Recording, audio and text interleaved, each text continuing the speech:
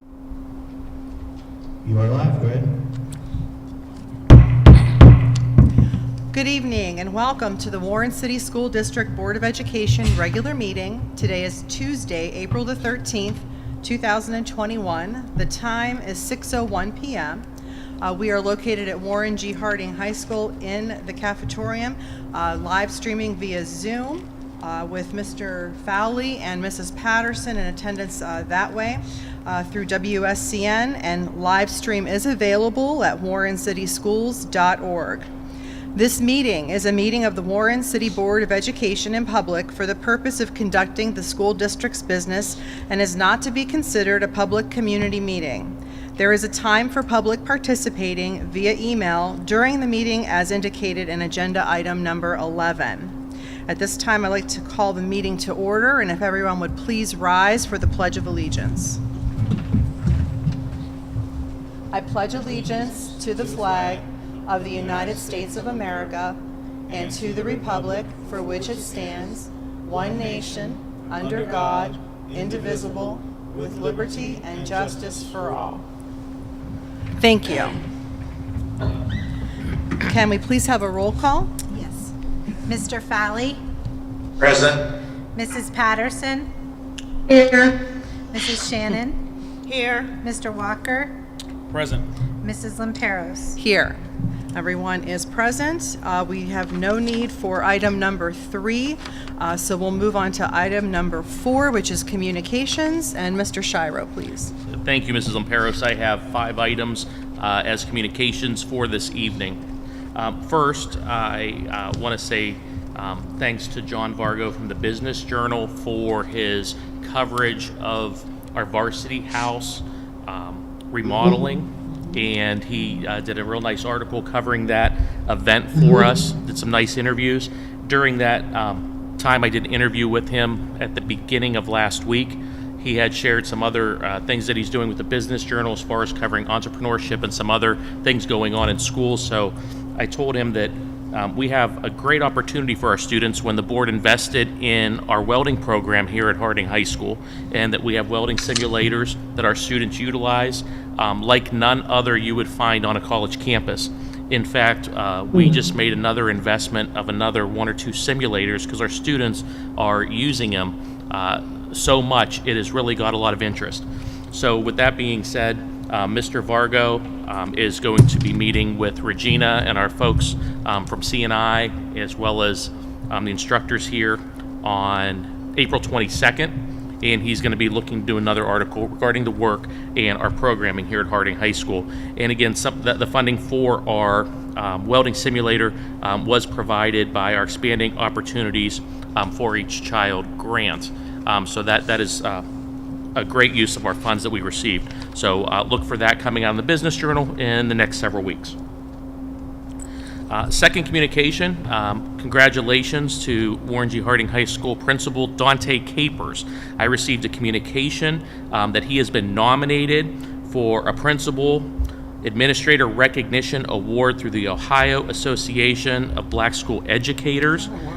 They are normally pick approximately 8 individuals per year, give or take, and last year's awards was again delayed due to COVID. But Mr. Capers, I know you're either with us virtually or otherwise or watching. Congratulations to you on your recognition. We look forward to hearing more on this great event.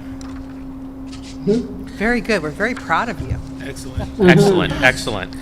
Third, I sent in the board packet today some pictures of the Board of Education office that were today. You know, we are very proud of our investment, and our properties are some of the nicest properties in the city of Warren, and we have a lot of pride in our support of the city of Warren through our properties. And so I have provided you pictures today. Our grounds crew touched up the Board of Education building, did some mulching and things like that. In the past, we've had to hire a company to do that because of all the events. We always wanted the Board of Education building to look good for events like Relay for Life and the African American Achievers Festival at the beginning of June and those other events. And even though those have moved out of downtown, our problem was the grass is growing so fast, our folks can't mulch in May and June. But we had a little break in the weather, and they decided to knock it out, and we definitely have the nicest property down there on Courthouse Square at this time, and we hope it continues to stay the same. That's beautiful. So, thank you to our folks in trying to keep the pride going. And I'm also sharing this because later on, under Superintendent's reports, I'm going to talk about extended learning opportunities. In order for us to do these opportunities for our kids and have kids in school more in the month of June, we're going to have to do things different in the Warren City schools. That means we're not going to be cleaning classrooms in June. We're going to have children in our classrooms in June. That means we're not going to be mulching and making the outside of our buildings great the 2 weeks before school like we do every year. We might have to do that in June. Our staff is responding to the call, whether it's teachers, maintenance, transportation, food service, administrators, and I just want to demonstrate through these pictures, even at our office, we got to do things differently starting now in preparation for what we have going on for our kids. So I hope you enjoy those pictures. 2 other items I just wanted to share. If you're following things with the Ohio Department of Education regarding COVID and remote learning, last year we were able to submit a remote learning plan for this year. So far, the legislature has done absolutely nothing to permit schools to have a remote learning plan for next year. And I want to be clear. I want to be very clear, because parents who have children on remote learning this year who are saying, I'm going to have my child on remote learning next year. If the legislature doesn't permit it, that's not going to be a format that we're able to offer. However, last year before the remote learning plan, we had created a blended learning plan, a blended learning model for our students.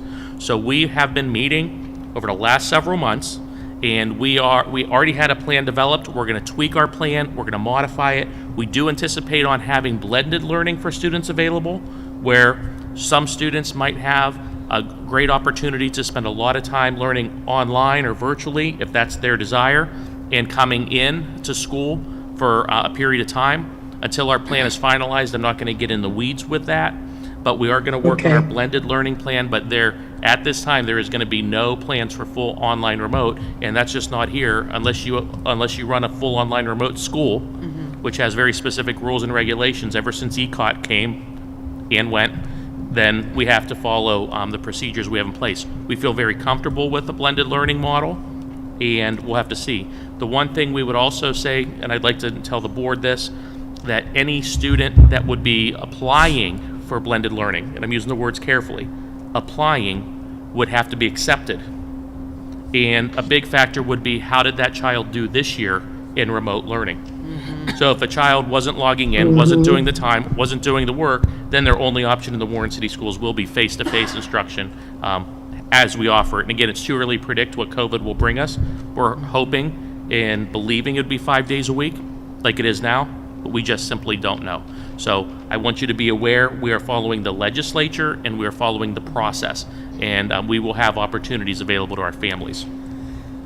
And if there's any questions on that, I can answer it after my last communication. And my 5th communication, I've been following the release of a colleague of mine, I would say, through Castle, Tim Shriver, and his book, The Call to Unite, Voices of Hope and Awakening. And I've been following because this book was released a week or so ago, maybe up to 2 weeks ago, and I was planning on purchasing this book.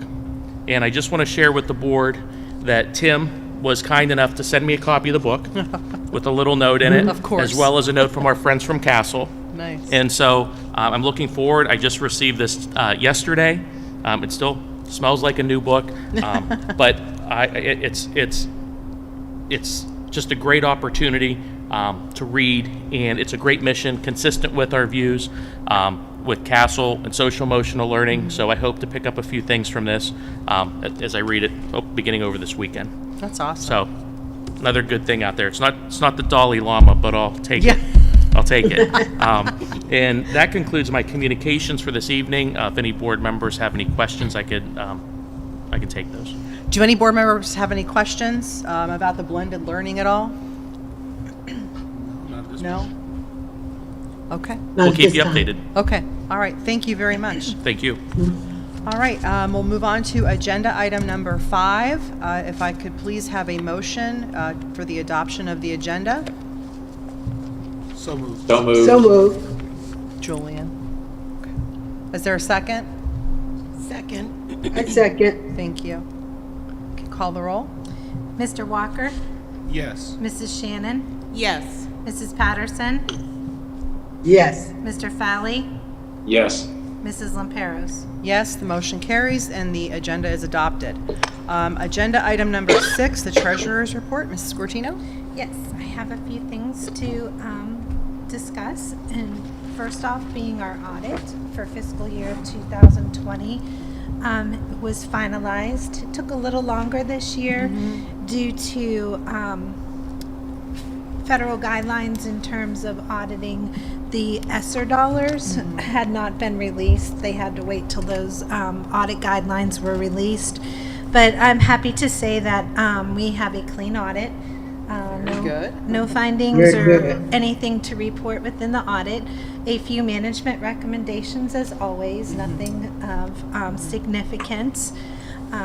They typically have a audit exit conference, which we have waived in the past. Right.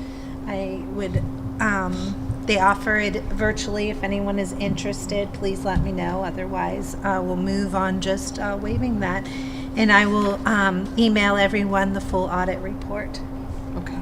for your review. Do any board members have any need to have an audit review? No. I don't. Okay, all right, thank you. So then you can just go ahead and waive that. Yep, okay. I will email that out. And moving on to some things going on within the office. As I had updated you before, we use what we call state software in our accounting processes. That is no longer going to be available. They are moving to what they call state software redesign. So we are on schedule to begin that transition in October of this year. We found out that the vendor that we use to create our purchase orders is not compatible with state software redesign. So I have been going through different platforms to determine what would best suit our needs.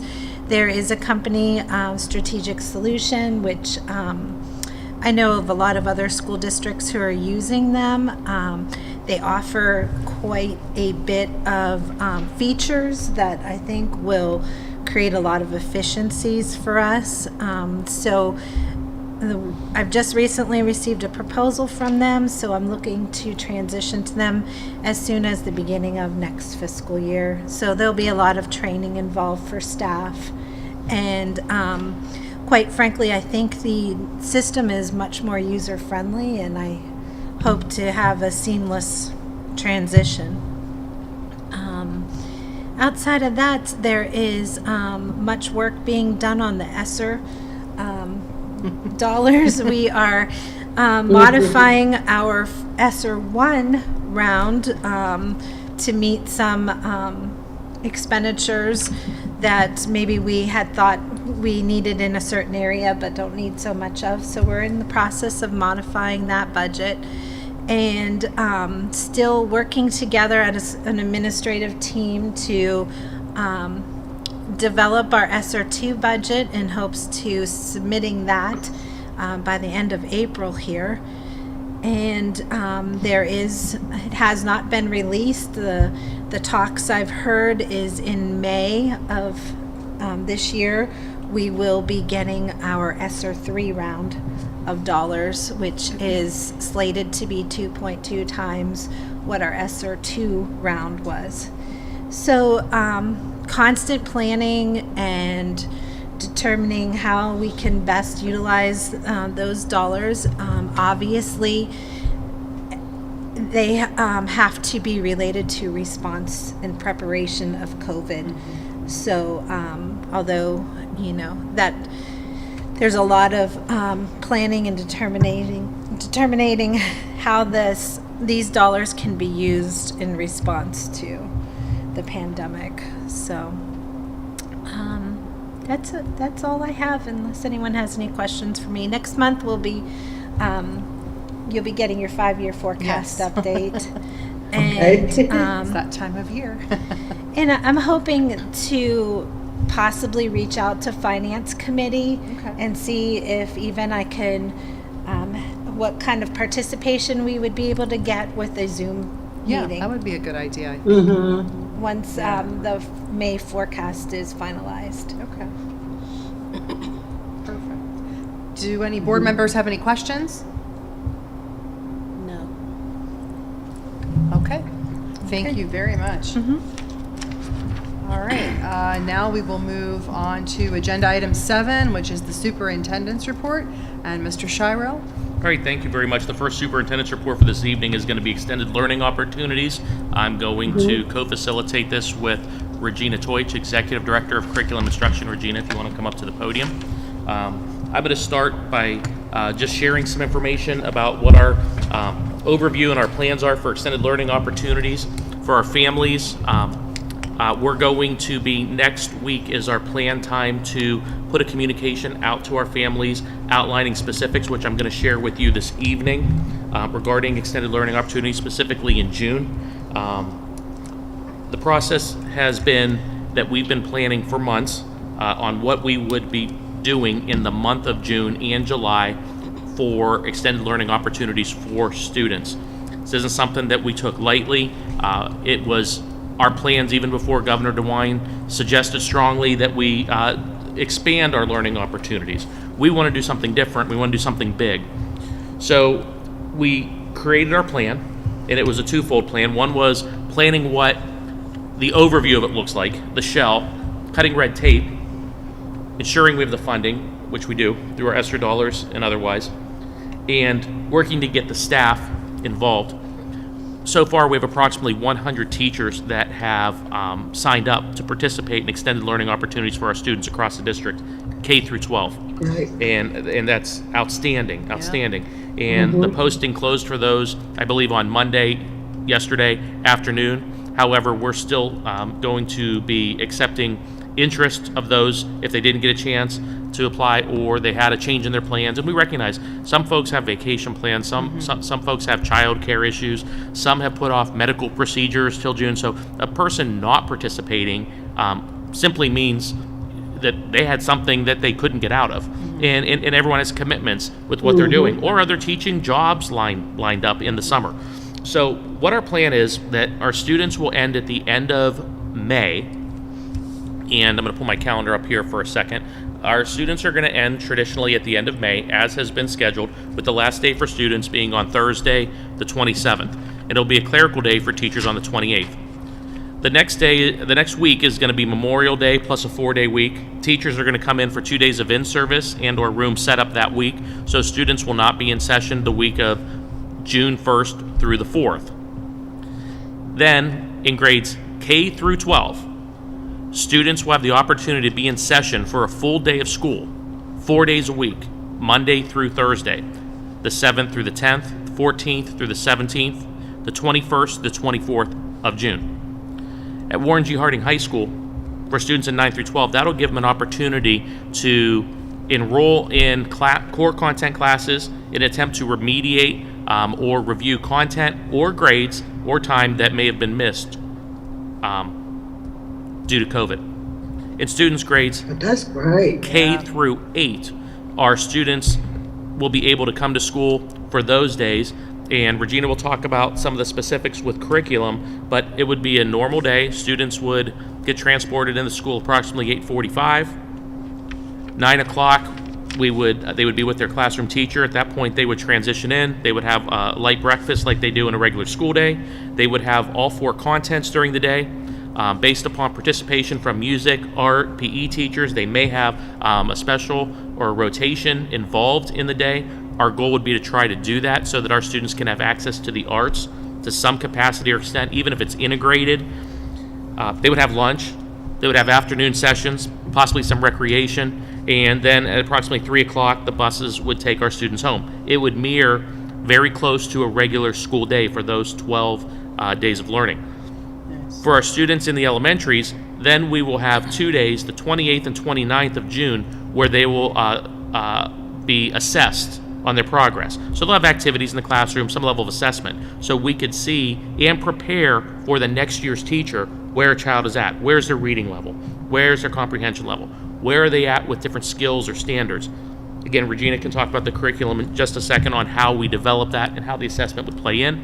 And in the elementary and K through 8, teachers would be in session on the last day of June, on June 30th, wrapping up, packing up classrooms, preparing the final reports from their assessments, again, for the next year's teacher, and trying to get information on that child ready so that they can start the next year. I'm going to touch Great. base for July now for a second. Now, because of this, Inspiring Minds is going to start later. Inspiring Minds is either going to start for our students on July 1st or after the 4th of July.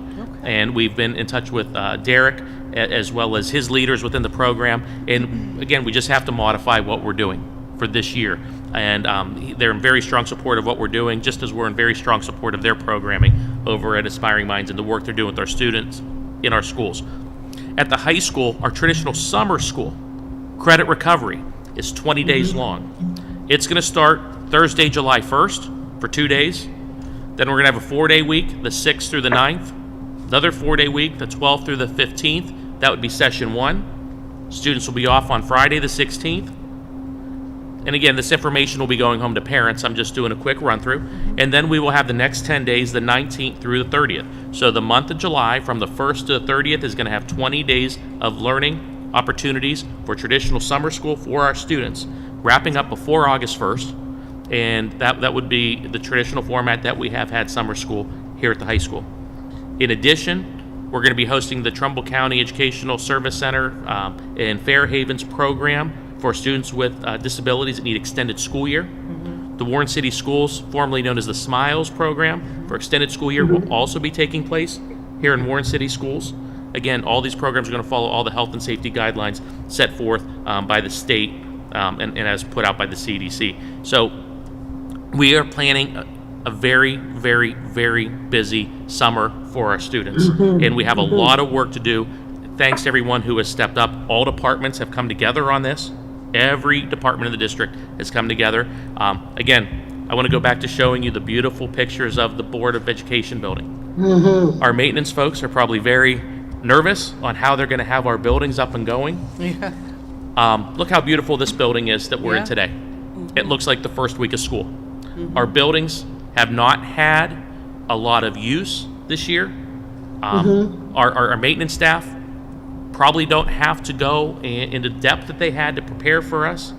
Everything will be beautiful. Everything will be wonderful when we get ready for school. Couple weeks, Mr. Lacey and his team and I were planning on how we're going to do that end of it. But we have a lot of great things for kids in all grades. And when I said K through 12, it's really K through 11 because our seniors are going to graduate. But if for some reason a student hasn't graduated, they would still have the opportunity to participate in summer school in our summer remediation. With that, that's my overview. I didn't get into the specifics of curriculum. So I'd like to turn over to Regina for a couple minutes to discuss the work that her team has been doing over the last several months in preparation for this announcement. All right, good evening, everyone. I don't know if this is on. Maybe It's not? on. Is it? It's on. Okay. Yeah. Sorry. So as Mr. Shiro said, we've been talking almost since the beginning of last year. When we knew that school was going to look different come fall, we wanted to identify what are the skills and knowledge that any student in any grade really needs to have in order to propel into next school year successfully. And using that's how we started the frame for this June. We identified not everything. We really looked at what's that one thing and how can we expand on that to really make sure students have a level of mastery. We also wanted to make sure that while we were doing those skills and foundational pieces, that it looks different. So I'll give the example. We came up with themes. In kindergarten, we're talking about It's a Wonderful Life, and it's not Christmas. But it's all about cultures and the world around them and their senses. So we're using science and social studies themes to really build those ELA and math skills. In kindergarten, again, for math, we know students need to be fluent to 5, but problem solve to 10. That is the backbone of everything you need, so we identified that. So there's going to be 12 topics, if you'd like to call them, or targets, as we often use in education, that each day, this is how we're going to get there. In middle school, we talked about, in 6th grade, ratios and proportions, and the same thing in 7th grade, because that's such a big topic, and how it's broken down into little skills throughout the whole month. So besides the learning, we're going to go heavy into our phonics and phonological awareness in the young grades. We're going to work on writing, but we're also going to use lima beans to grow plants. We're going to make ice cream using Ziploc bags and salt and ice. That gets into physical properties. So we want it to look different, so when kids are coming here, that it feels different and it feels exciting, because again, we'd like to propel that excitement into the following year. As Mr. Shiro said, at the end of the month, we're going to be doing assessments. Those assessments will tell everyone come August, in basically 6 weeks, where the child left off. So it really gives us some really good data in real time, because right now, I don't know that we have all those pieces, even though we're doing state assessments. Other things, just, we've talked about patterns and systems for 5th graders. That gets into, when you think about patterns and systems, the solar system. So we've just really tried to take what they did learn and take it further and just make it look different. So we're really excited that we're able to provide this for students, and also even for the teachers, because some of the things that we're going to delve into, especially in the world of phonics, is something that we're going to use for next school year. So it really gets everybody's toes in the water, so to speak. If you have any questions, I have lots. I just didn't know how far you wanted us to go. I'm really excited about this. So it sounds exciting. I have a couple. So is this like traditional material that we expected in a non-COVID year that the students would have learned during that school year, or is it? So when you're talking about the standard or the topic, yes, this would be something in the current grade level the student is in, that if I asked any teacher, coordinator, coach, tell me, what's the must-have to in order to be successful next year? And then when we narrowed that down, pick one, pick two. Where do we land that we're gonna give 12 days? So the materials, though, not so much. Kids are going to see some things that they're familiar with, like Haggerty with the younger grades, but mathematically, we're going to veer from the CPM and bridges in the actual text, the conceptual piece there. However, we're going to provide a new way to enter in, giving kids 3 different ways they could problem solve right at the very beginning. So we're trying to also provide it in a different way, so it doesn't feel like school. I got you. It's learning, but just looking very different. Okay. Because we're asking families and kids to commit. I'm sorry. No, that's good. I'm just curious. So I know we're doing the assessments at the end. Are we using the current air testing during the school year as like our pre-assessment, or? What we're going to use for the end of the year before kids leave is we have our NWA map, which will help, because air won't be back in time. Our new Ohio State assessments won't be back, and I think they're even going to extend that a little later than we expect. But we're also going to try to do some pre-assessments with our reading support people to have that data when a student walks in. So we're just going to try to use those last couple of weeks of school to give us some pre-data, because we need that, yes. Excellent. I like it a lot. Thank you. Does anyone else have any other questions? Two questions. So, if the child has been successful this year, this is really extended learning. It will be different enough that they would not be bored. I guess the best way to answer that is it is extended learning opportunities for all students, for students who've been successful or students that have been less successful. And again, I guess this is a good time for me to touch base on this. As we work on our staffing, each building has different levels of staffing. If a child can be paired with their classroom teacher, that may be our goal. We are also, when we release information to families, there's going to be a registration period that we are planning to do, I would figure online, as far as how we've done our other surveys and other information. In doing this, it's going to be on a first come, first served basis, because there may be pockets of the district we do not have enough staff members to cover if there is a high level of interest. In other places of the district, we may have smaller class sizes. So again, we're going to try to manage the best staffing and student success that we can. So potentially, it's open to all students, both in-person and online students this past year. However, those who participate will be a function of how many students and families enroll their child and how much staff is available at those particular grade levels or in those buildings. So again, it is extended learning opportunities with a look back on the past year. Okay, thank you. If I could add one thing too, we are calling this extended learning. So just like in a classroom, teachers differentiate for students. I'm very confident if a student did have this, that we have enough stretch to really push those other students to continue to grow, as well as remediate. I don't want this to look like summer school as you're in summer school because you didn't do well. This is That's good. opportunity driven. Mr. Falley, did you have another question? Yes, and it's sort of specific. There are specials at different grade levels, and I'll use swimming as the example. Fourth grade has a unit of swimming where they use the natatorium. And the fourth graders couldn't do it this year. Can this be made up next year when they're fifth graders? The answer to your question is we are not discussing next year's academics at this time.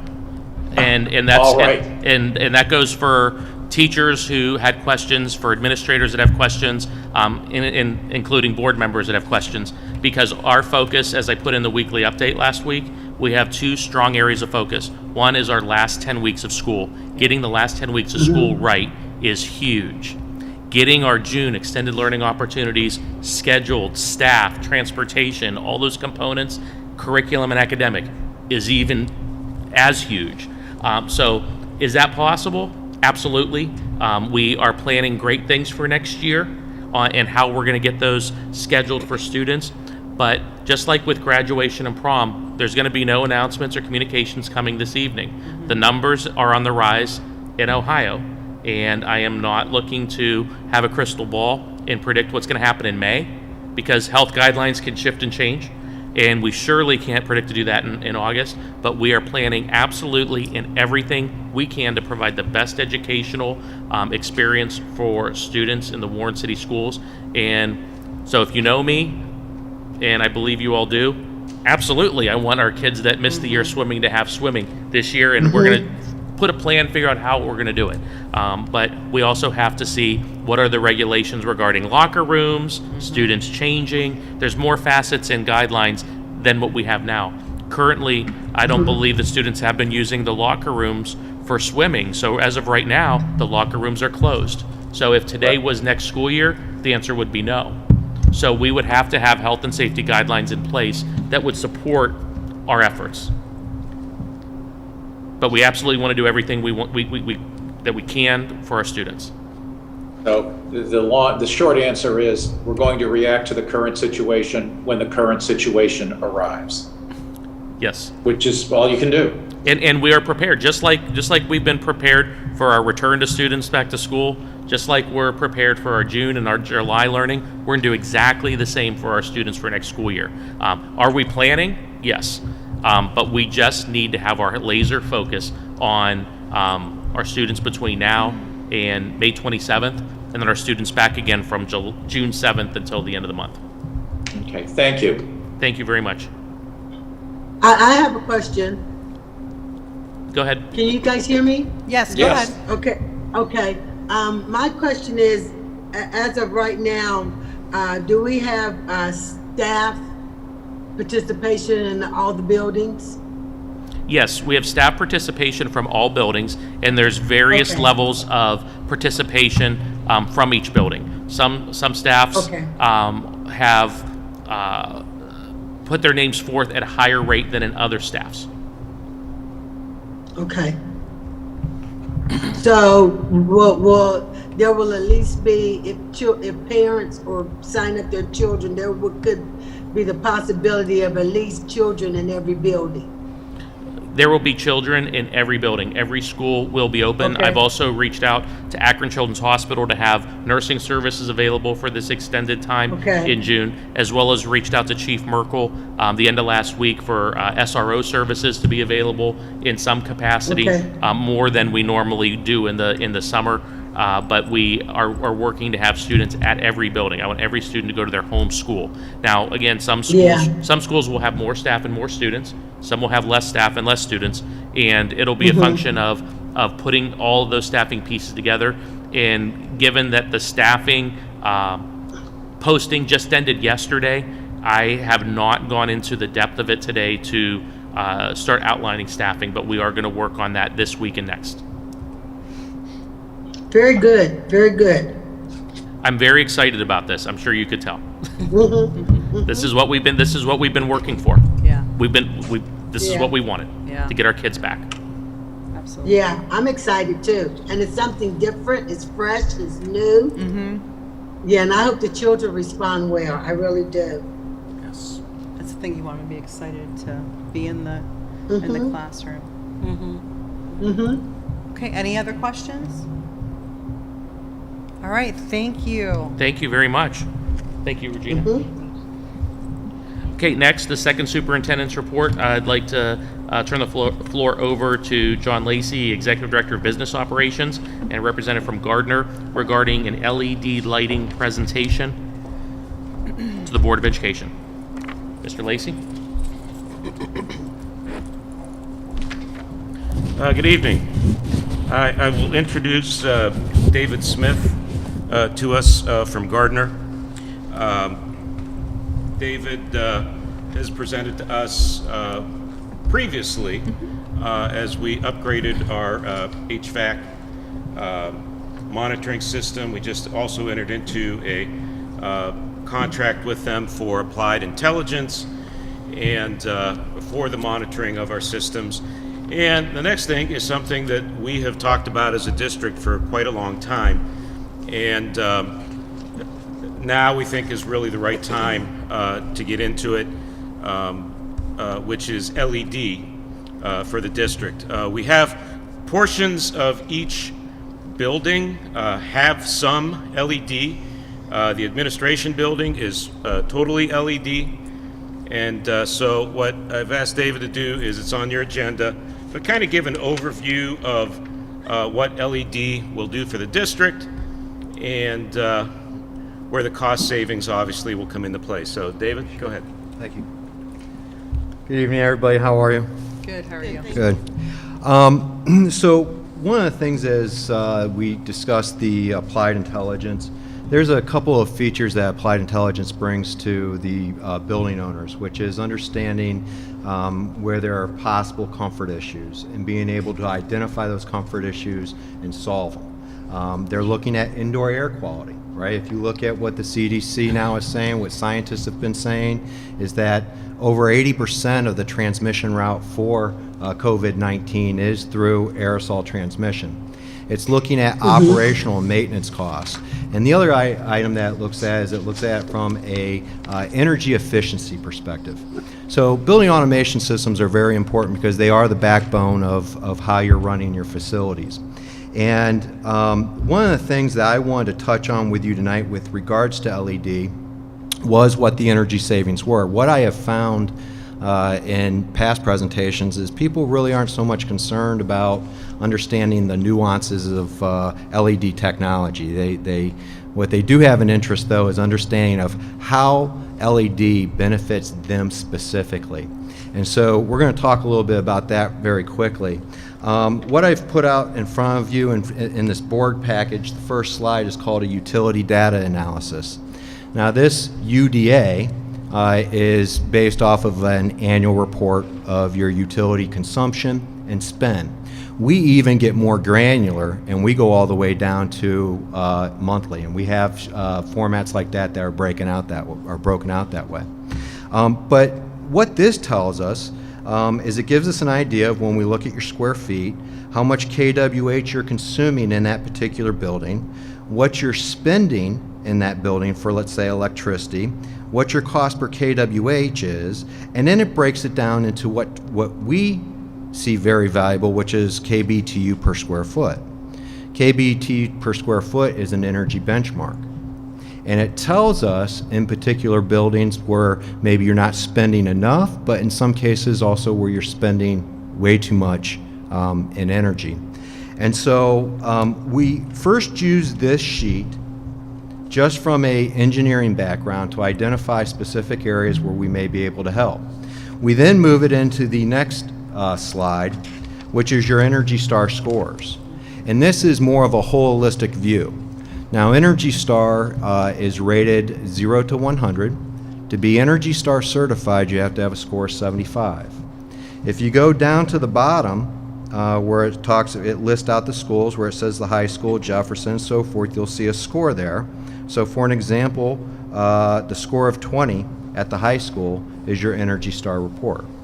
And so part of what Applied Intelligence is going to do is help drive that number up, right? And get you closer to that 75 or above as possible. Well, when you start looking at where, and this is if you went back to the UDA, and you don't need to, but if you did, you would go in there and you would start seeing some high kBTU per square feet when it starts talking about your electrical consumption. And so one of the best ways to reduce that electrical consumption is through LED technology. And so if you flip over to the next slide, I can give you a very brief description of what this is going to look like. One, by July 31st, the entire district will be LED. Out of all of the areas that you currently have LED, we've left that intact, except for two areas. One, the high school gym, and the auxiliary gymnasium. And it's just because there's poor light levels there, and there's just the wrong fixtures in there to provide the amount of light that you need. And this little graph here kind of shows you, and I don't know if you can really see it, might be too small, but I wanted to give you an idea of how we go in and we measure what light levels are in a large area such as that. And then that can give us a determination, do we need to tweak the design or do we need to replace it?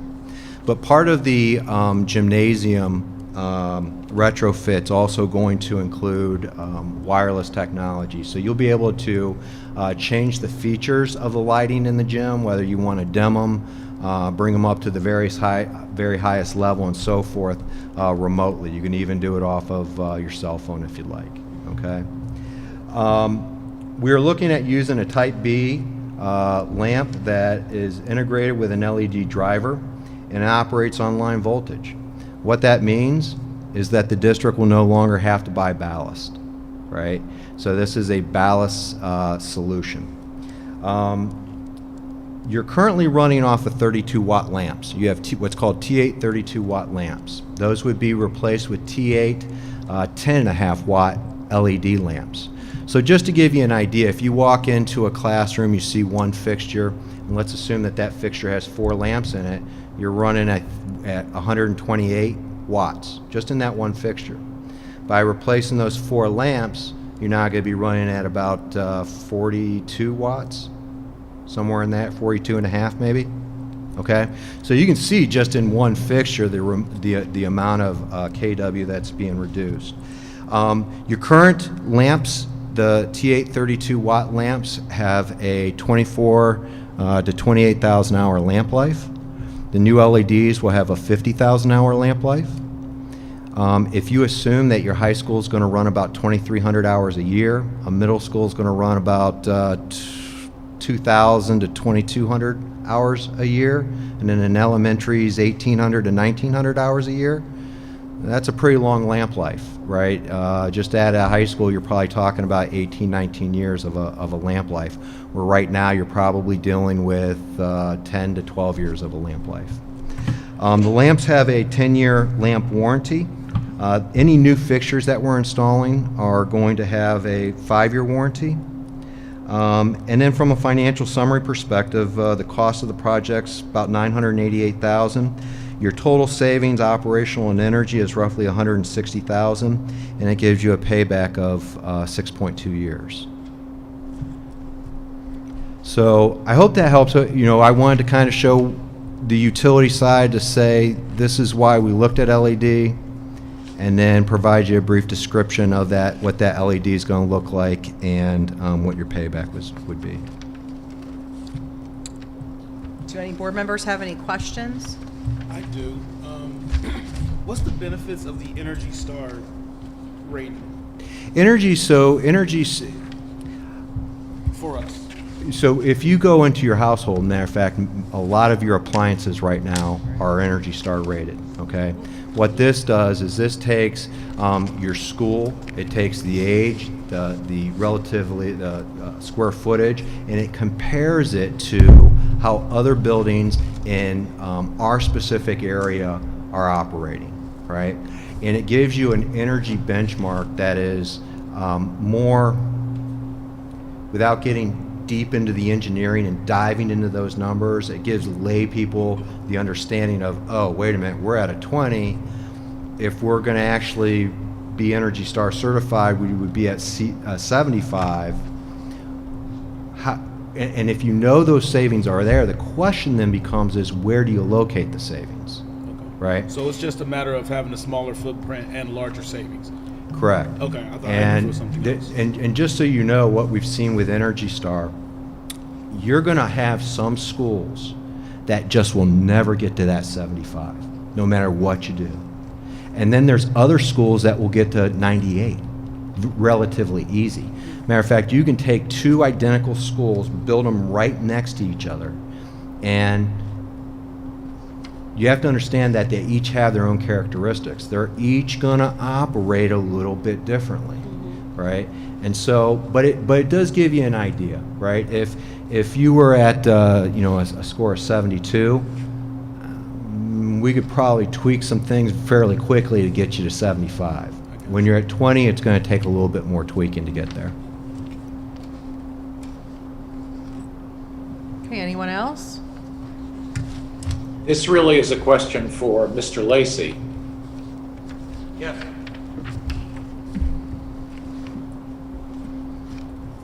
Go ahead, John.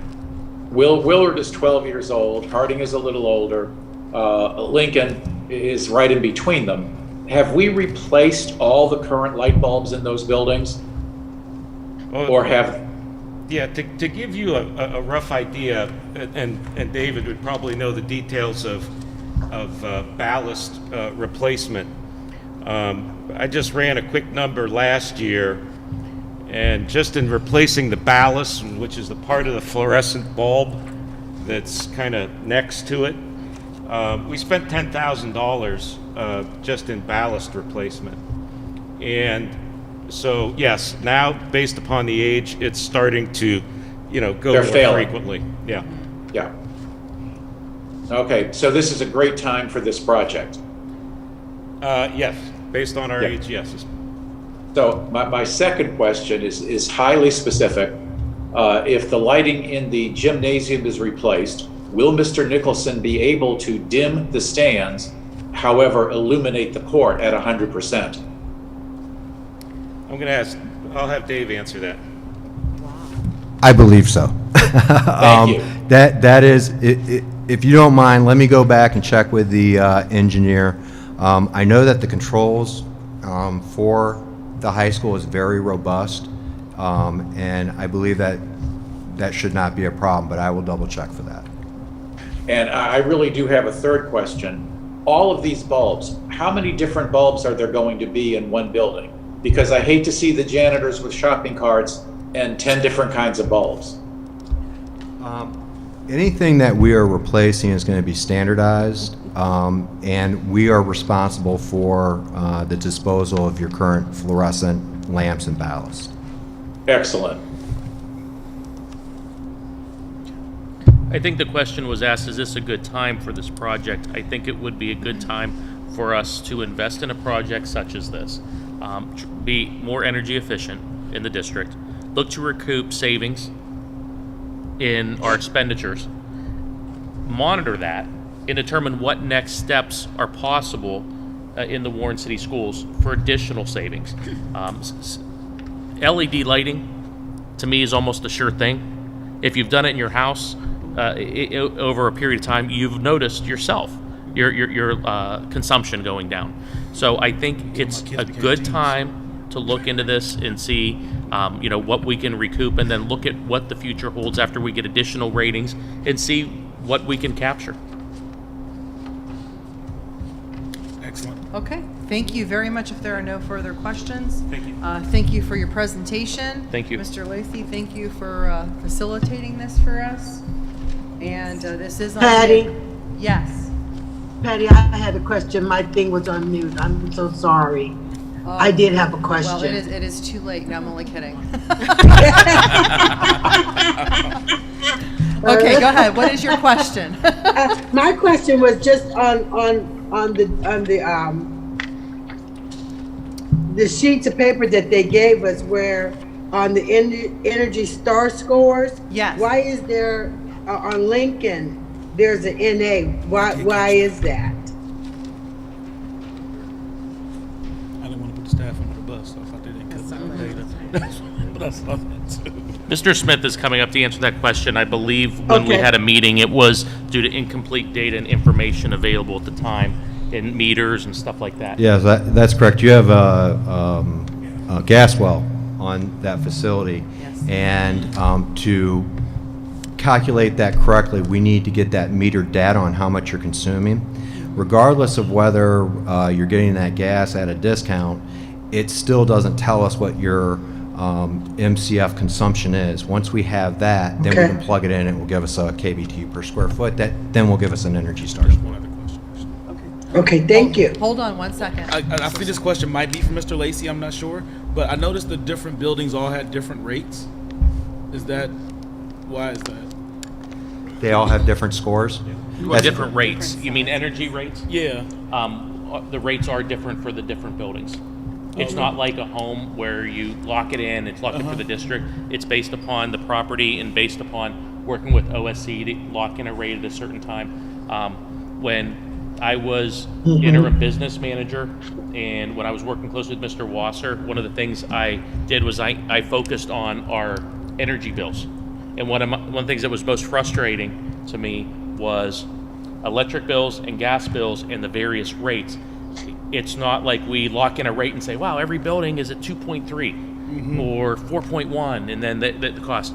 It is not issued in that way. And we've been trying to analyze and do this. But again, we have spreadsheets that we keep on all of our utility bills. I got you. And it's interesting because by monitoring those spreadsheets, you could tell that one of the things I found when I was filling in for Mr. Wasser and before Mr. Lacy came on board was, why are we spending, why is our energy usage so high at the stadium? And then we found out that in our locker rooms at the end of the football season, the heater was still on in the locker rooms at said rate, that it didn't need to be, provided that the plumber went and turned all the water lines off and do it. So monitoring the spreadsheets and monitoring the data allows us to recoup, even in common sense things, you would do it on. Gotcha. Okay. Thank you. I was just curious about that. Actually, most of our buildings are switching over to a program with Ohio Schools Council that started in October, and I think we have 2 buildings yet that we need to convert. So hopefully that will start to be Closer. Yeah, it's I noticed that. I was like, wow. And, that's and weird. here at Harding, I hate to say, but we probably have 6 different meters. Because there's a meter for the school, there's a meter for the varsity house, there's a meter for the stadium, there's a meter for the facade. There's a meter for another part of the stadium different than the other. So there is Wow. multiple meters per facility. Okay. Understood. Thank you. Thank you. Sure. Okay, is everybody good? We're good. Yes. All right. Thank you for walking back up there. Thank you, David. All right. Anything else, Mr. Shiro? Or? No, that concludes the superintendent's report for this evening. Thank you very much.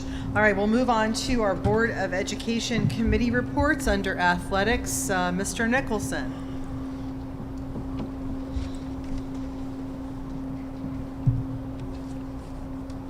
Good evening, everyone. Can everyone hear me? Yes, sir. Yes.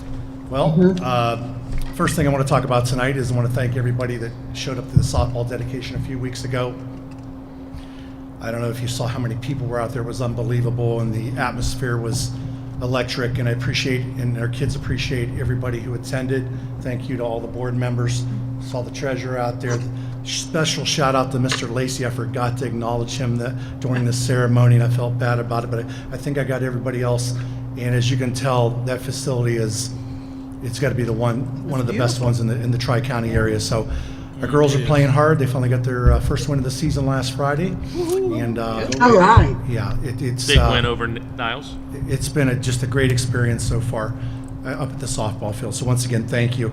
The second thing I'd like to thank you is for the grand opening of the new remodeling of the varsity house.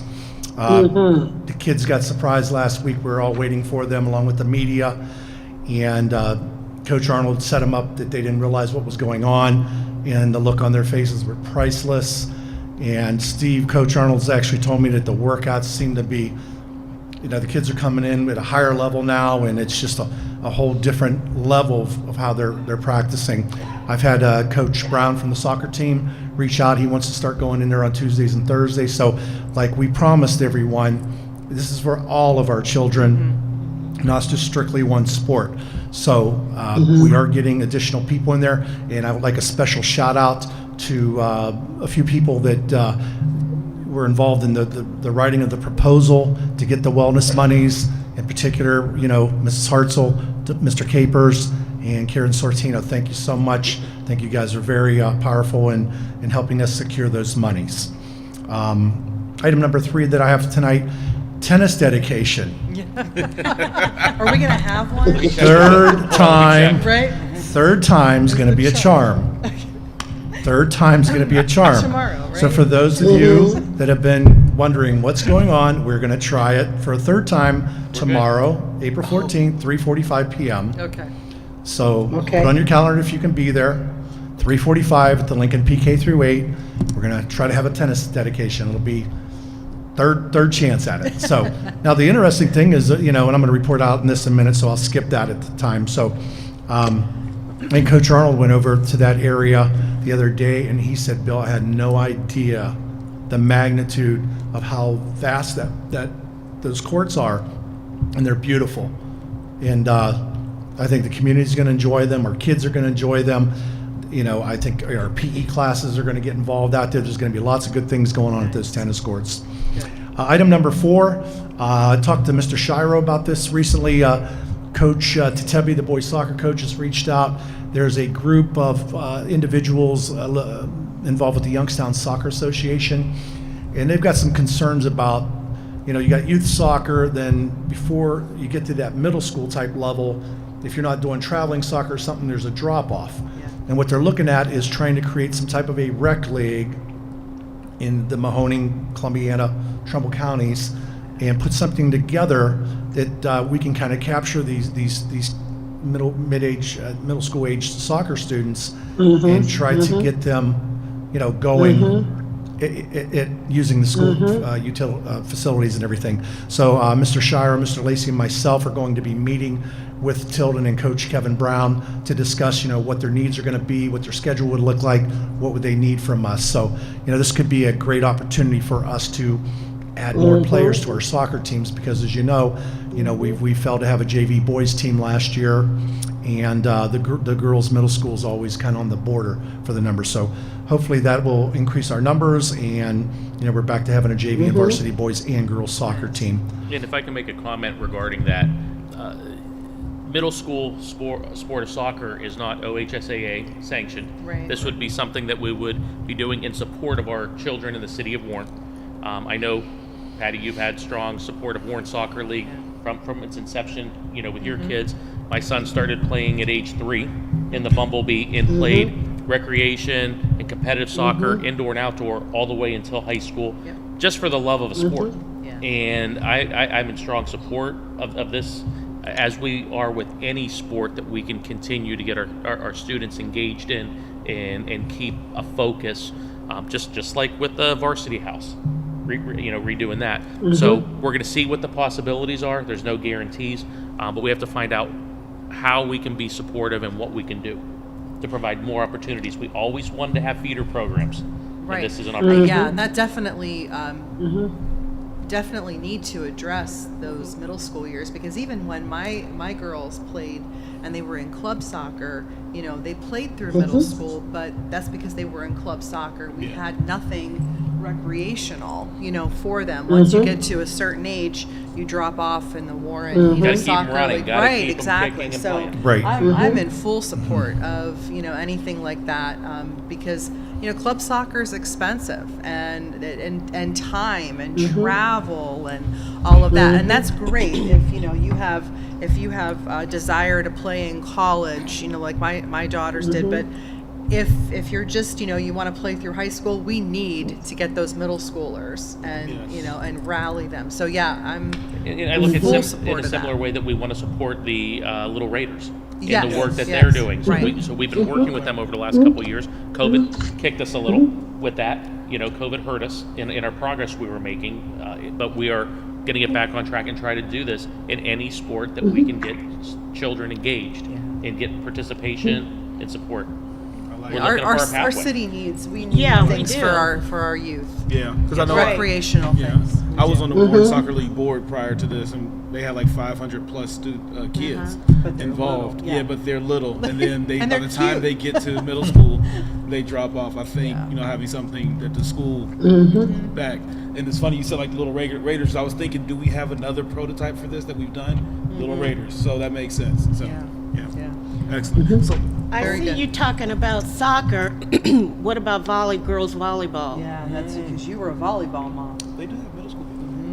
Yeah, but they drop Yeah, off. I think it's a grassroots effort with the Youngstown Soccer Association. They've gotten together, and I think, like Mrs. Lamperos was saying, that there's a disadvantage for certain kids that can't afford to go play in Cleveland and Columbus and stay in hotels and do all that.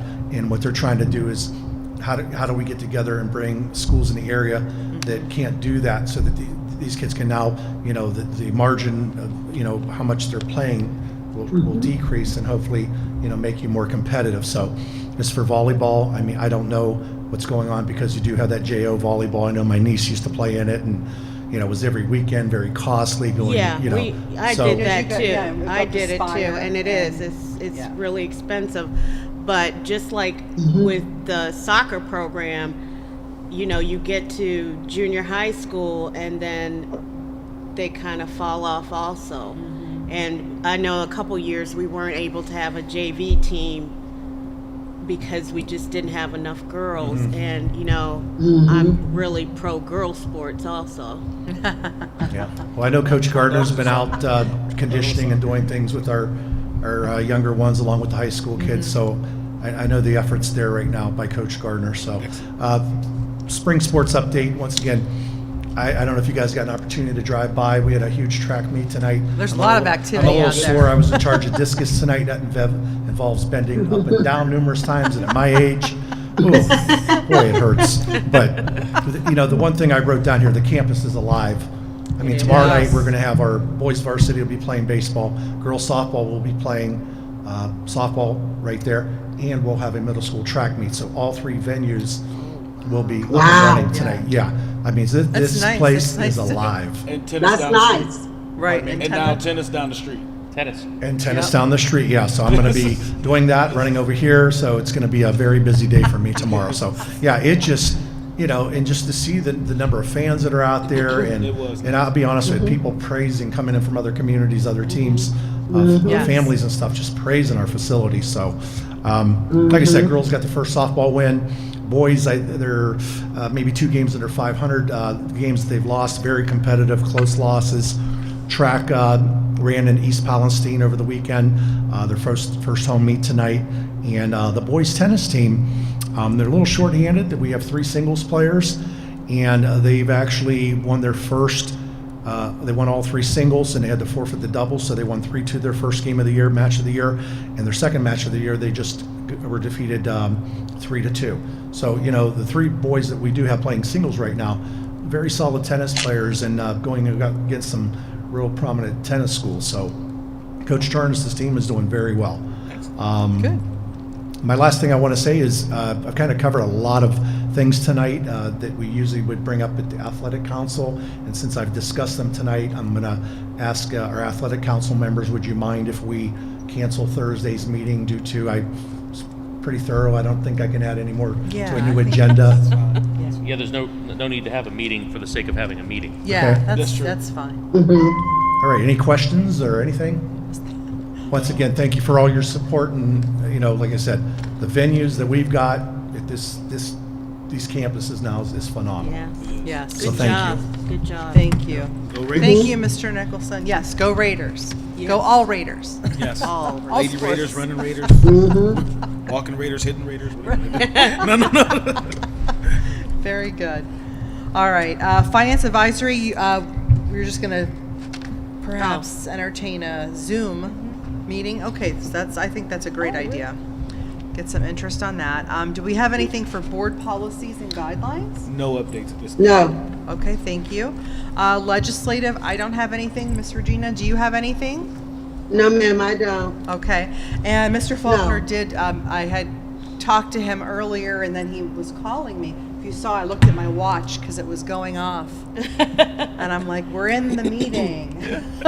But he does not have a report for this evening, but sends his good wishes. So we'll move on from there. And do we have anything under old business?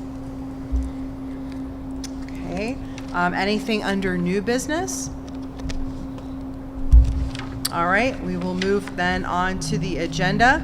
And on page 3, agenda item number 1, we'll do Mrs. Patterson, please. Okay, the treasurer's recommendations, the minutes. It is recommended the resolution listed below regarding the March 2021 board minutes be approved as submitted. Second. Okay, call the roll, please. Mrs. Patterson, Yes. Mrs. Shannon, Yes. Mr. Walker, Yes. Mr. Fowley, Yes. Mrs. Lamperos. Yes, motion carries. On page 4, item 2, Mr. Fowley, please. The monthly financial statement, it is recommended the resolution listed below regarding the March 2021 financial exit statement and short-term investments made by the treasurer during March of 2021, Exhibit A, pages 29 through 30, be approved as submitted. Second. Thank you. Any questions? Go ahead and call the roll. Mr. Fowley, Yes. Mr. Walker, Yes. Mrs. Patterson, Yes. Mrs. Shannon, Yes. Mrs. Lamperos. Yes, and the motion carries. On page 6, item 3, Mrs. Shannon, please. Revised appointments, revised, I can't say it. Appropriation. My brain went dead. You're fine. It's okay. Revised appropriation budgets. It is recommended the resolution listed below for revised appropriation budgets A and B be approved and as submitted. Second. I second. Thank you. Does anyone have any questions? Okay, call the roll, please. Mrs. Shannon, Yes. Mr. Walker, Yes. Mrs. Patterson, Yes. Mr. Fowley, Yes. Mrs. Lamperos. Yes, and the motion carries. And then we'll move under superintendent's recommendations on page 7. Item 1, Mr. Walker, please. Superintendent's recommendations. It is recommended the resolution listed below, entering into agreements, contracts, and/or leases A and B, be approved as submitted. There's an agreement with Illuminate Education Incorporated and Gardner. Second. Thank you. Does anyone have any questions regarding those? Okay, call the roll, please. Mr. Walker, Yes. Mr. Fowley, Yes. Mrs. Patterson, Yes. Mrs. Shannon, Yes. Mrs. Lamperos. Yes, and the motion carries. On page 8, item 2, Mrs. Patterson, please. The Ohio State testing procedure. It is recommended the resolution listed below regarding the following in state testing procedures for the 2021-2022 school year be approved as submitted. Second. Thank you. Any questions? Yes, is this, and I apologize. No, go ahead. Is this the third grade guarantee? Is that still Is it been reinstituted or is it on leave? Is it on break still? The third grade reading guarantee is not in force for this academic year for third grade students. A third grade student should be retained if they're not making progress and their principal and their reading teacher believes that they should. Okay. If their principal and reading teacher believe that they are making progress, then they should be promoted to the fourth grade. So it has been relegated again for this year as a local decision. Okay, thank you. That answered my question. Sure. Okay, if there are no further questions, call the roll, please. Mrs. Patterson, Yes. Mr. Fowley, Yes. Mrs. Shannon, Yes. Mr. Walker, Yes. Mrs. Lamperos. Yes, and the motion carries. On page 9, item 3, Mrs. Shannon, please. Graduation requirements for the class of 2021. It is recommended that the resolution listed below regarding the graduation requirements for the class of 2021 be approved as submitted. Second.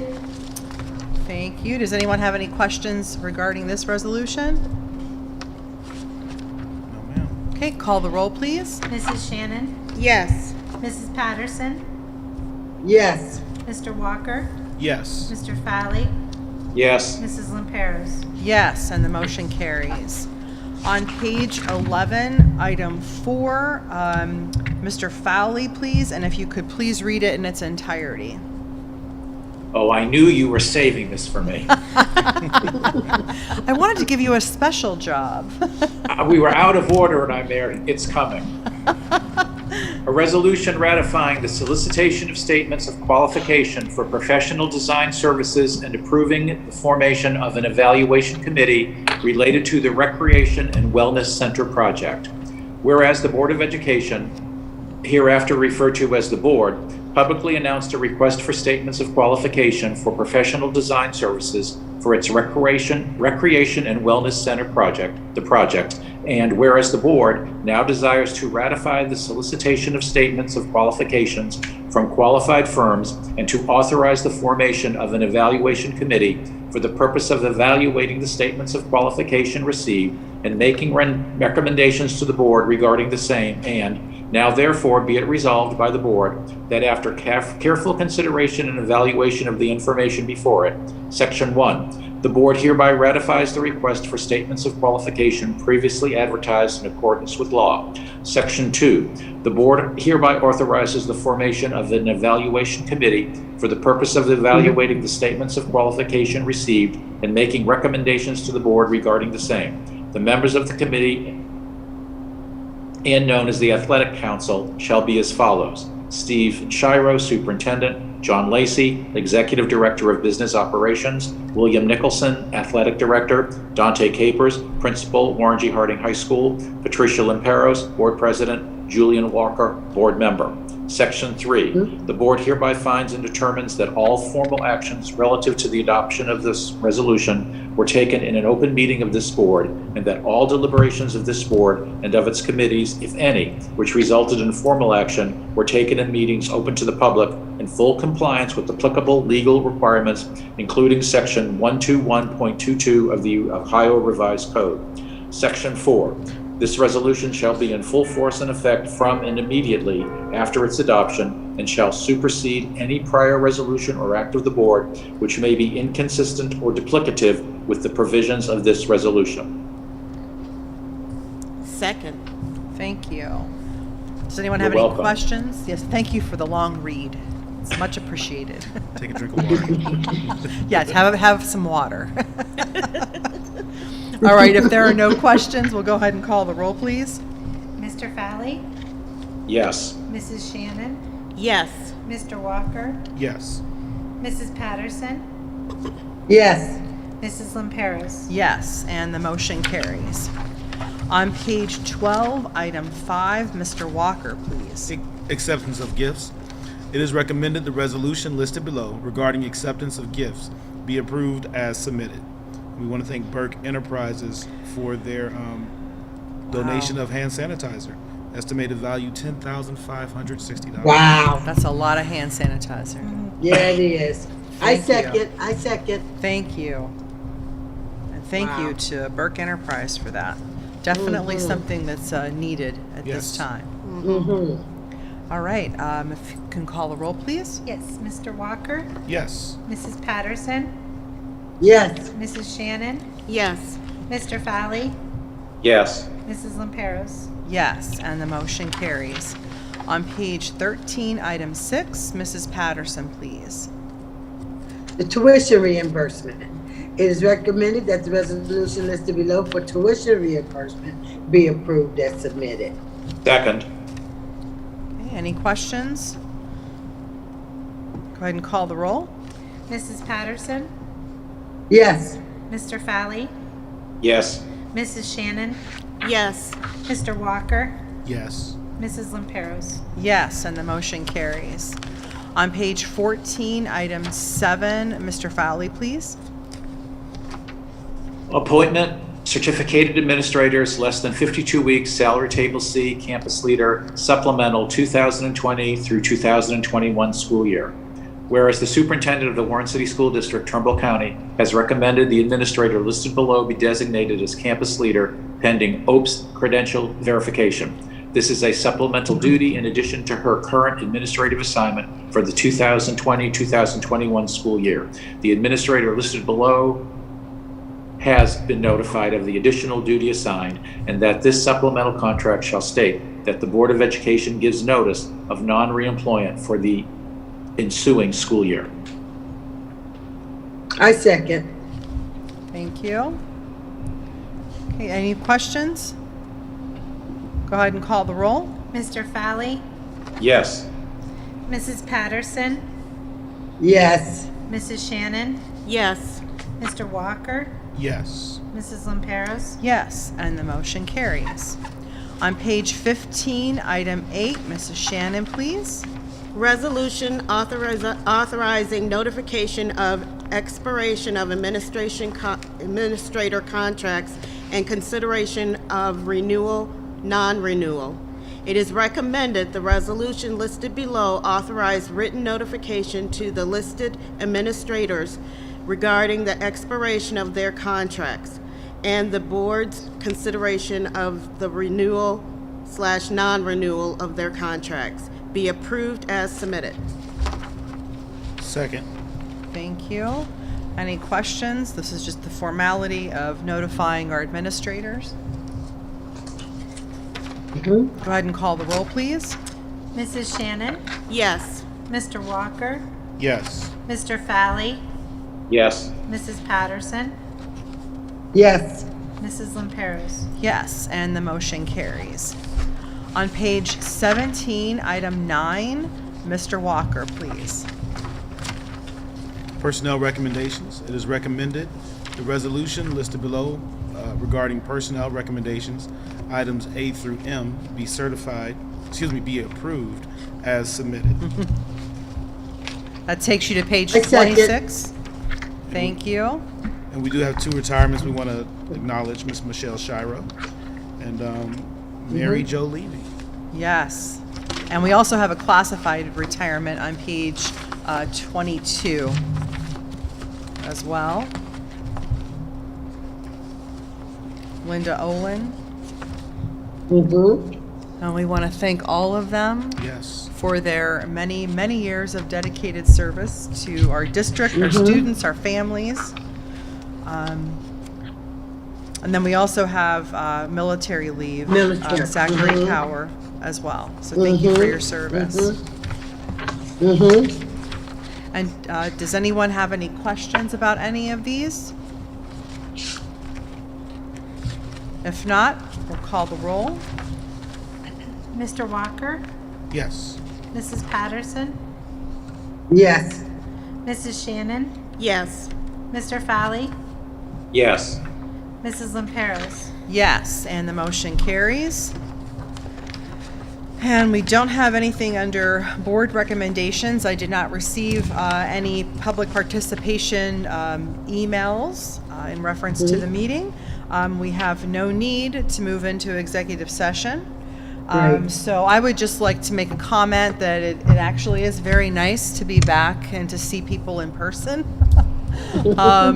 It's a little different, and just so that the general public knows, we are going to be utilizing this format through at least July 1st. It just depends on how comfortable board members are feeling health-wise. So some of us may be here in person, and others may be Zooming into the meeting. So we're kind of doing a hybrid model with it, but it's nice to see everybody, the limited number of us that are here. So thank you. Does anyone else have any comments? If I can make a comment, I'd like to thank Frank Bozak for his work and dedication in Yes. Yeah. enabling us to getting equipment on relatively short notice, Yes. taking his time inside and outside of the workday to making this live stream option available. Thank you, Yes. Frank. Yes, Frank, thank you very much. Yeah. Thank you, Frank. Yes. Frank is in the WSCN studio down the hall, and then we're over here. So it's very, it's very impressive how Yes. it all We're is gonna going. have to get a green curtain for that room. Oh, yes, the wizard. Very good. All right, well, with that, I will entertain a motion to adjourn. So moved. So moved. Second. Thank you. And the time is 7:22. Go ahead and call the roll. Mr. Walker, Yes. Mrs. Shannon, Yes. Mr. Fowley, Yes. Mrs. Patterson, Yes. and Mrs. Lamperos. Yes, motion carries. The meeting is adjourned. Thank you, everyone, all. for joining us, tuning Thank in. you, guys. Be safe. Continue to exercise your sanitizing, hand washing, mask wearing when you're out, and See you tomorrow at 3:45 tentatively. yes, tennis with sunshine, hopefully. Yeah. Thank Or an you. umbrella.